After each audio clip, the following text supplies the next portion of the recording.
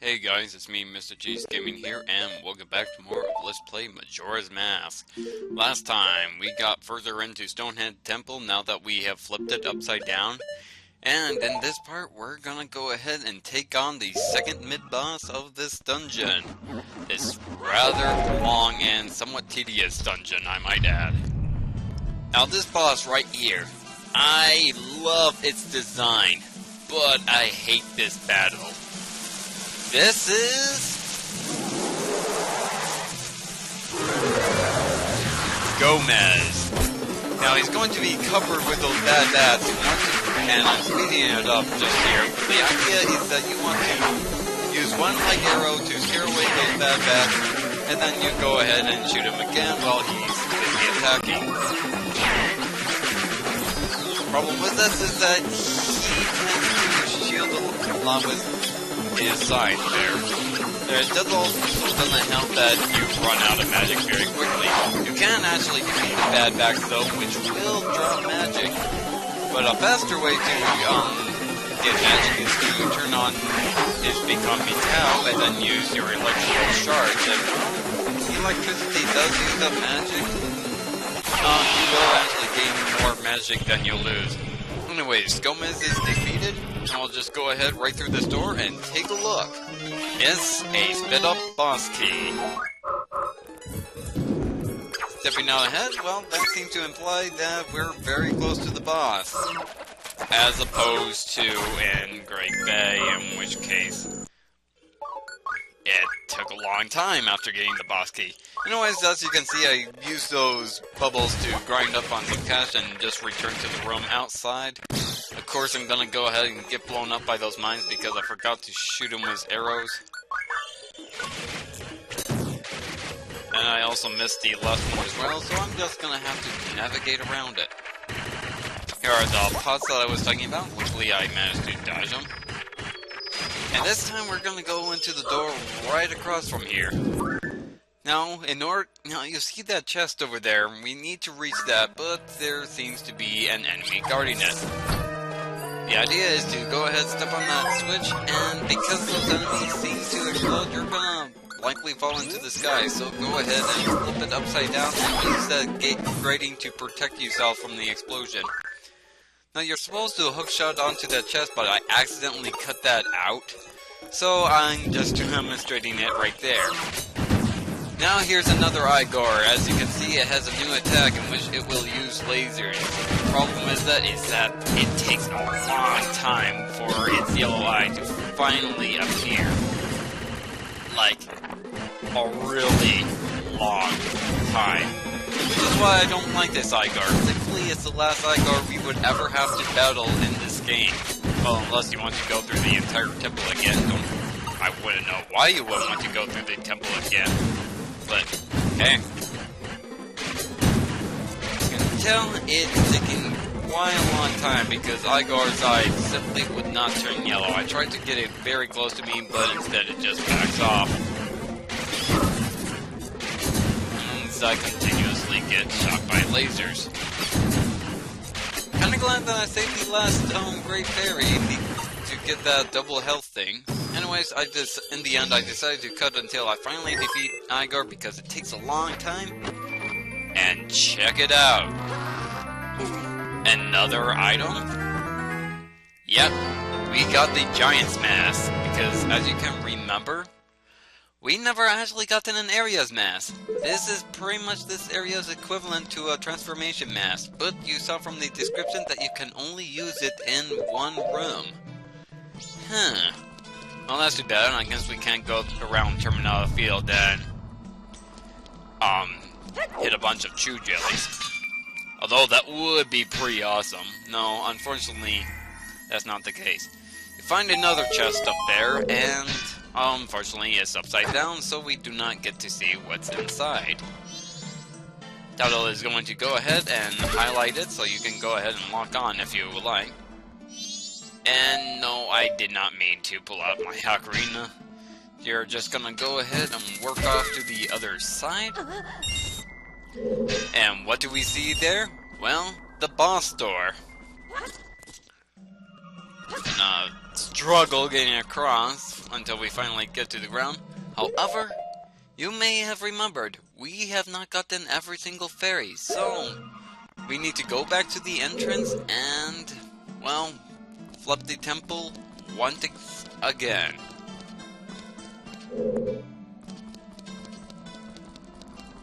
Sometimes I figure out why I'm over here, because I actually remember. I guess at this part I just forgot that I have to flip the temple again, so here I am back at the very beginning. Stuttling along, getting out of here before I go ahead and flip the temple again.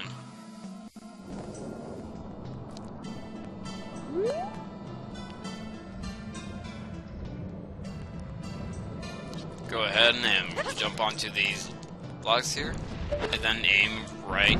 Well, I thought that I'd be aiming right on top of the temple, but that is not the case.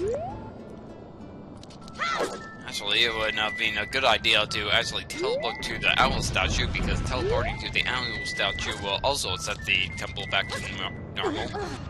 But instead, no, I just teleported back to the entrance.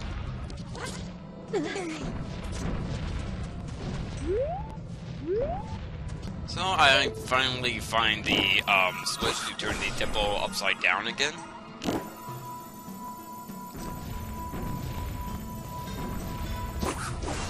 And miss a few times. And begin to question why I didn't speed this part up now. So, on my third try, because, can't blame me, it has been quite a distance, and I love how Link does a falling animation, even though that he only landed on the ground below him. Anyways, this is a perfect opportunity to grab a fairy if you have not grabbed a fairy yet. So, go ahead and crack this jar. And there we go. Thankfully, the boss of this area is actually quite easy, so in the end, I never actually needed the fairy at all. Anyways, for the next fairy, now that we flip the temple, we just want to go ahead and jump down that chest right by the entrance. Here, you want to go ahead and remember this area with all those BMOs. Well, you want to, and that switch you can't reach, well, you can use a charged up sword swing to go ahead and reach that. Now, the thing is that you're gonna have to do a perfect dolphin jump if you're ever going to reach that. I tried to use a glitch where switching to Link and then switching back to Mikau would actually give a bit of a boost, but that glitch seems not to work here because the platform is still just too high. So I'm just dawdling around, getting hit by mines, before I finally managed to dolphin jump up there. Probably would have been easier to go for the ledge on the opposite side, but instead I just cut it. Now it's just a matter of using a light arrow to go ahead and take down that sunblock again. That is a silly name, but actually is it even an official name? Anyways, you can go ahead and defeat that B-Bones, but I got ahead and snuck right by him. Anyways, there's the room where the that was underwater, where you couldn't reach the chest because it was up in the air. That was actually where the Deku we flew was a Deku. But now that it's filled with water and we're Zora, we can now sink down and actually grab it. Here you want to go ahead and use well, this is the place where we had to roll as a Goron. We can now go ahead and shoot that sun to create a ladder. We could have done this earlier, but, well, unfortunately, a chest would not have... What am I talking about? Anyways, there would have been a chest there. But now, it's just a matter of reaching our way right back to the boss door. Well, actually, this is a room where we would have gone to the boss door if the place was not flipped. But in the meantime, we managed to make that chest appear just earlier, and now we can actually open it up. That was a chest we actually had to latch onto to reach the boss door. Now it's just a matter of going back to the entrance and flipping the temple once again. There's a quick way to go back to the boss. Just hook charge onto that chest right on top, and it's just a straight line up to the boss room.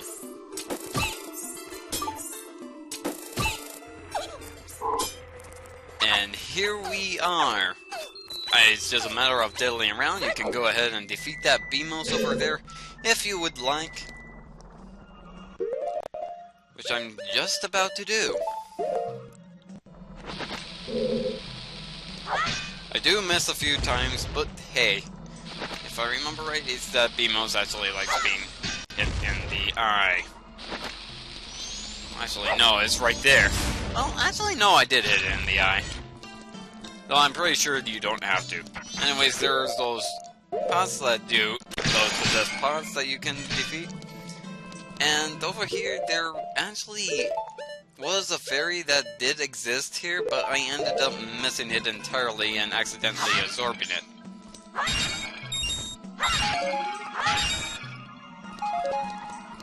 Well, actually, I was wrong. There was no fairy there. I guess it really has to be the one by the entrance. But here we are, at the boss door. But I must say, I absolutely love the design of the boss in here. What you need to do to defeat the boss, you're going to need both either the light arrows or the giant's mask. As you can see, the giant's mask is disabled. Either way, go into the boss door.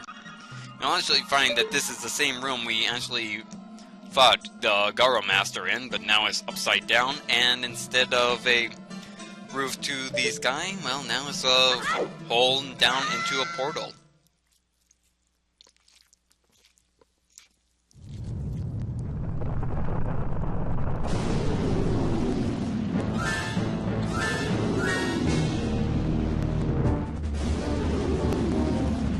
Giant masked insect, Twinmold. I'm gonna need a bigger net. Wait, I used that joke before on Georg. Anyways, this boss is significantly different in the 3DS version. In the 3DS version, there would actually only be one Twinmold, and you would have to defeat that Twinmold with the light arrows first. After defeating the first Twinmold, a chest should appear that contains the Giant's Mask, which you can then use to attack the other Twinmold. But in this game, they give you the Giant's Mask right from the beginning, making this boss actually kind of pathetic. Now, the Giant's Mask actually does use up magic, so you want to go ahead and defeat these pillars and shrink back down in order to regain magic.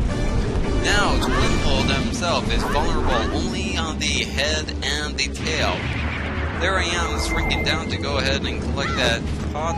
You can actually, if you go too far away from the middle, you will actually fall down and you will have to start this temple all over again.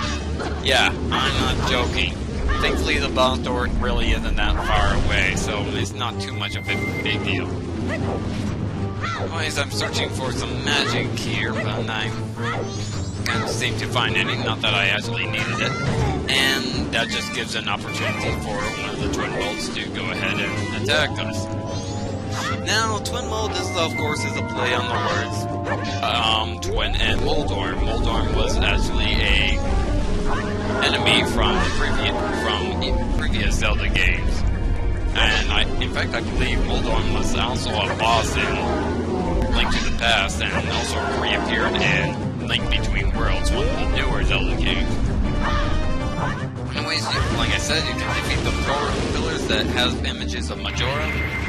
Really good idea that Skull Kid must have came all the way out here. Well, I guess that should be obvious, since they did explain that in text that Skull Kid did lead the bosses here and attack the gods, and according to Andrew's grandmother, it was because of a feud between friendships, which is a bit dramatic, really, Skull Kid.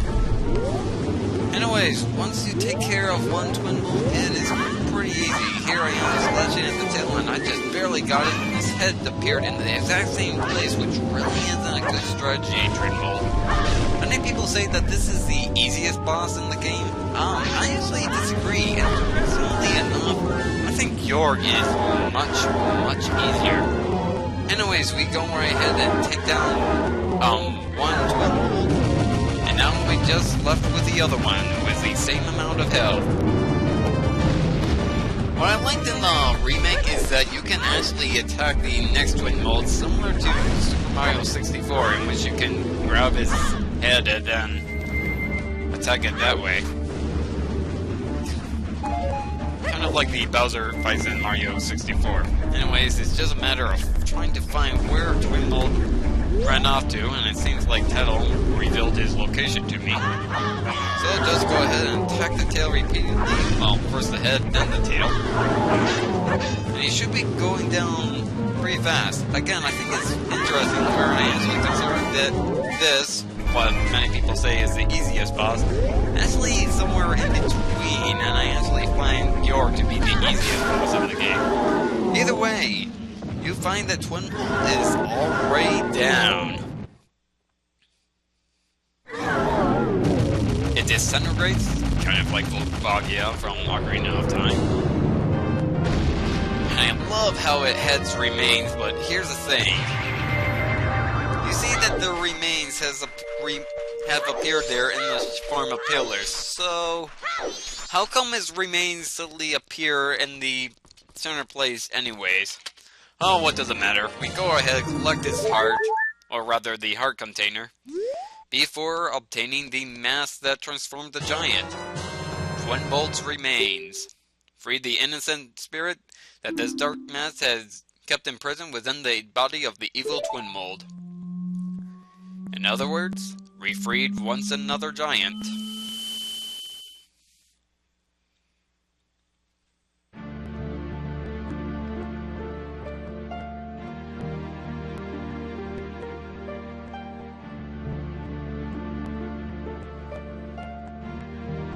Well, we helped all of you. That's all we can do. That's right, we freed all of them. Oh, boss. That's what they're saying. Without being told, we understand. So now you'll help us out in exchange. We'll call you from atop the clock tower, so do something about him, alright? What? Their voices sound sad. You don't want to? Right.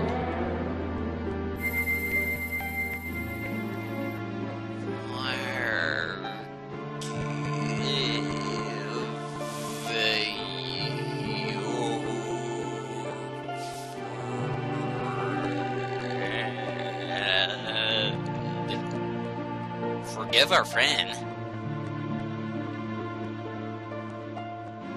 What do you mean by forgive? Huh? What friend? Well, isn't it obvious?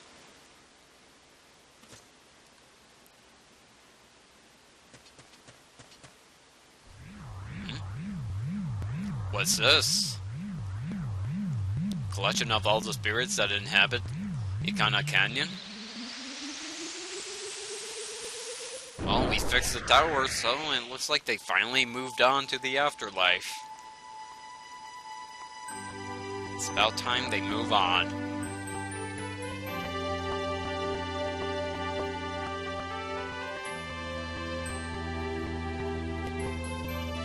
And thus, we got rid of the curse that has taken over Ikana Valley.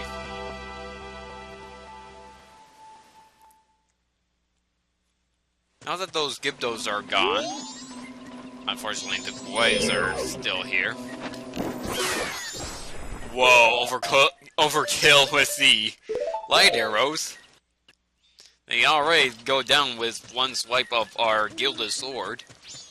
Again, gold is a weaker metal. How come video games always depict gold as being a strong metal and actually useful for weapons when they bend extremely easily, especially when it's refined pure gold in which you can actually bend it with your own hand. Anyways, right underneath the temple entrance itself is the Great Fairy Fountain. And thus, we get the final upgrade.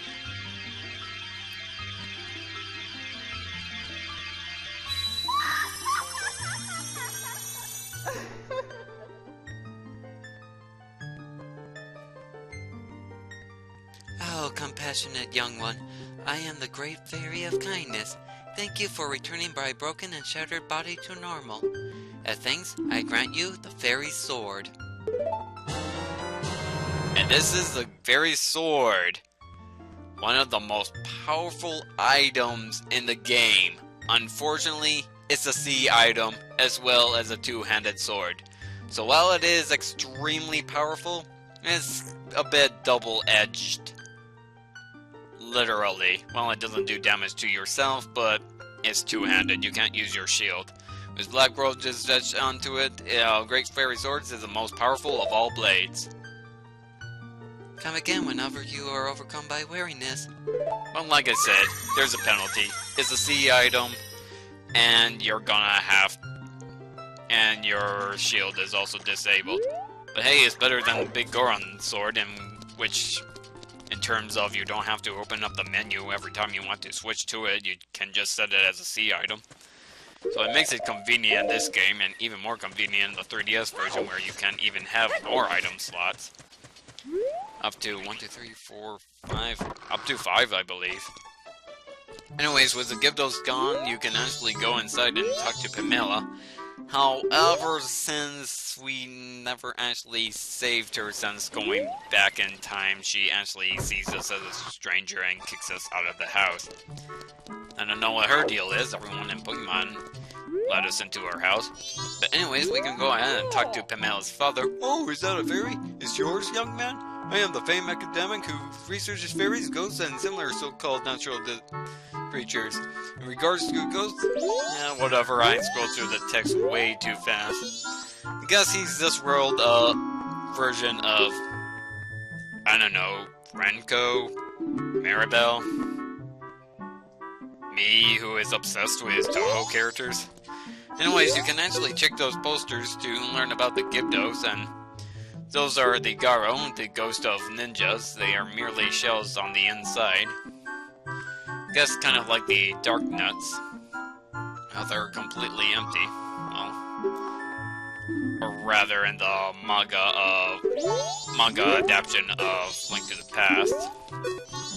Which they say, oh, they're not soldiers that have been brainwashed. They're actually empty armors the whole time. Yeah, the mangas are good, but I can't take them seriously, especially when they're not canon. But anyways, we're done with everything here in Ikana canon. Well, there actually is one more side quest we can do, but that's for a later video. Actually, we'll cover that in the next video. Well, either way, right, because we're coming up very close to the end of the game. Anyways, we'll go to Clocktown, deposit that money, and I think I'm gonna end it here. So, next time on Let's Play Majora's Mask, we're gonna do the final side quest left in this game before we take on the Clock Tower and defeat Skull Kid once and for all. I'll see you guys then.